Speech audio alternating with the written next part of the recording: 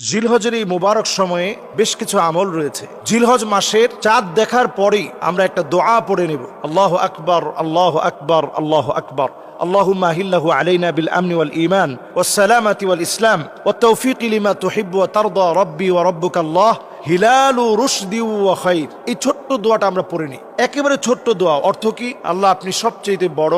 আল্লাহ যে চাঁদ আল্লাহ আপনি আমাকে দিয়েছেন, এই চাঁদ আল্লাহ আমার জন্য কল্যাণকর বানিয়ে দেন, নিরাপত্তার চাদরে আমাকে বেষ্টিত করেন, শান্তিময় ইসলামে আল্লাহ আপনি আমাকে শান্তির চাদরে বেষ্টিত রাখেন। আমার এবং এই চাঁদের মালিক তো আল্লাহ, আপনি আল্লাহ চাঁদকে আমার জন্য কল্যাণকর বানিয়ে দেন। এই দোয়াটা পড়ে আমরা জিলহজকে শুরু করি। দ্বিতীয় নম্বর বিষয় হচ্ছে, জিলহজ মাসে যারা পারবো টানা একেবারে শুরুর দিন থেকে নিয়ে টানা 9 দিন আমরা রোজা রাখার চেষ্টা করি। তৃতীয় নম্বর আমল হচ্ছে, জিলহজের এই মুবারক সময়ে ফাকসিরু ফিহিন্না তাকবীর ওয়াত তাহলিল ওয়াত তাহমিদ, বেশি বেশি আল্লাহু আকবার আলহামদুলিল্লাহ এবং লা ইলাহা ইল্লাল্লাহ বেশি বেশি পড়ার চেষ্টা করি। 4 নম্বর, এই মুবারক জিলহজ মাসে আমার আপনার দায়িত্ব হচ্ছে, যারা আমরা কোরবানি করার নিয়ত করে ফেলেছি, আমরা চুল কাটা বন্ধ করি। চুল কাটা, নখ কাটা, গোফ ছোট করা, এগুলা বন্ধ করে দিই। জিলহজের এই 10 দিন আমরা এই কাজটা করব না, এই কাজটা আমরা বন্ধ রাখবো। জিলহজ মাসের 5ম নাম্বার কাজ হচ্ছে, মুবারক এই জিলহজ মাসে